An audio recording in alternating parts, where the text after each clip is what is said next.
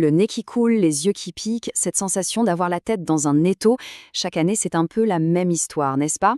Mais alors, est-ce un simple rhume ou cette fameuse allergie saisonnière qui pointe le bout de son nez? Aujourd'hui, on va explorer ensemble des solutions naturelles pour enfin mieux respirer et y voir plus clair. C'est la question que tout le monde se pose. Et c'est normal parce que les symptômes se ressemblent tellement que c'est facile de tout mélanger. Pourtant, l'origine de ces mots, elle, est radicalement différente. Comprendre ces différences, c'est vraiment la toute première étape pour trouver le bon remède.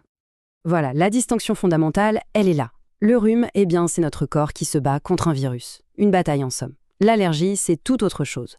C'est notre propre système immunitaire qui surréagit à des trucs complètement inoffensifs, comme le pollen.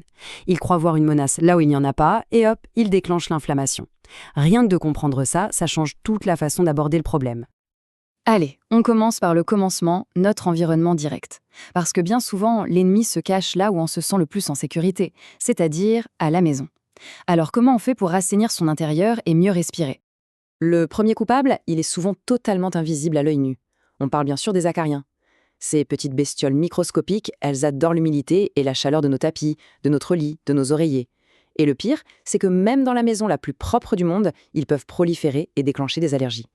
Heureusement, la riposte est assez simple et ne demande pas d'efforts surhumains. Il suffit de penser à cette petite routine en 3 temps. On aère pour les chasser, on lave pour les éliminer et on chauffe un peu moins pour freiner leur développement. Ce sont vraiment des gestes tout bêtes qui peuvent radicalement assainir l'air qu'on respire chez soi.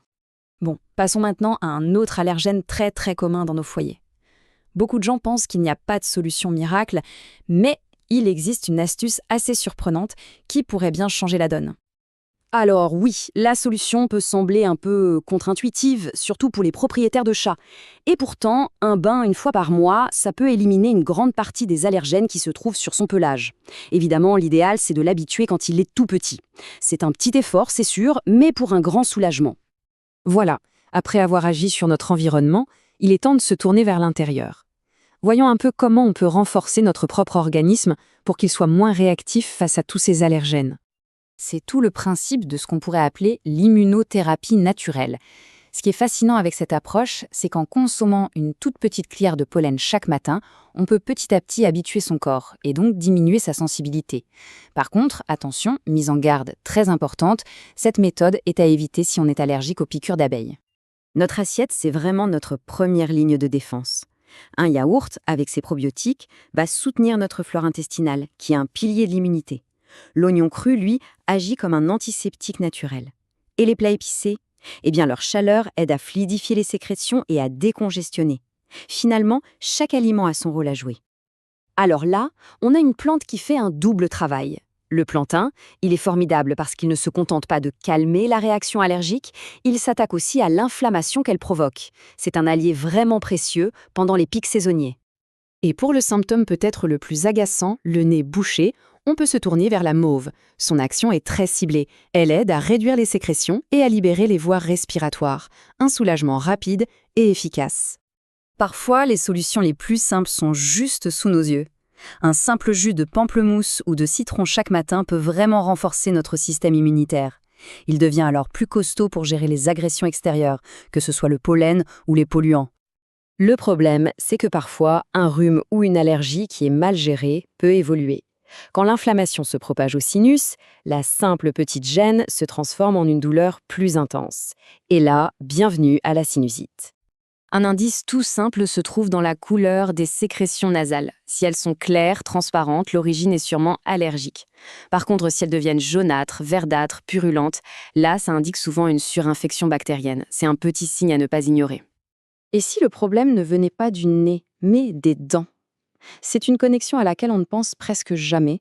Pourtant, une infection dentaire, même si elle ne fait pas mal, peut provoquer des sinusites à répétition. Si vraiment rien d'autre ne fonctionne, une petite visite chez le dentiste pourrait bien être la clé du mystère. Bon, maintenant, concentrons-nous sur les solutions concrètes. D'abord, pour soulager la sinusite sur le moment, mais surtout pour éviter qu'elle ne revienne sans cesse. Pour un soulagement immédiat, on a 3 remèdes de grand-mère qui ont largement fait leurs preuves. Les inhalations, un bon bouillon bien chaud ou un humidificateur, tout ça permet de réduire l'irritation et de fluidifier les sécrétions pour enfin mieux respirer. Un chiffre à retenir, 1,5 litre. C'est le minimum d'eau à boire chaque jour. Pourquoi c'est si crucial? Tout simplement parce que l'eau va fluidifier le mucus. Du coup, il s'évacue plus facilement et ça empêche les bactéries de stagner. C'est sans doute le geste préventif le plus simple et le plus efficace de tous. Maintenant, pour éviter que le problème ne revienne, il faut construire des défenses de fond, sur le long terme. On peut penser à l'échinacée pour stimuler l'immunité, au jus de carotte riche en vitamine A pour la santé des muqueuses, ou encore au pain pour ses vertus désinfectantes. L'objectif, c'est de rendre notre organisme moins vulnérable, tout simplement. Finalement, cette question y résume un peu tout. Au-delà des remèdes ponctuels, c'est vraiment l'ensemble de nos petites actions quotidiennes, de l'aération de notre chambre à ce qu'on met dans notre assiette, qui construit notre véritable bouclier contre les allergies et les sinusites. La clé, elle est là, dans la régularité et la prévention.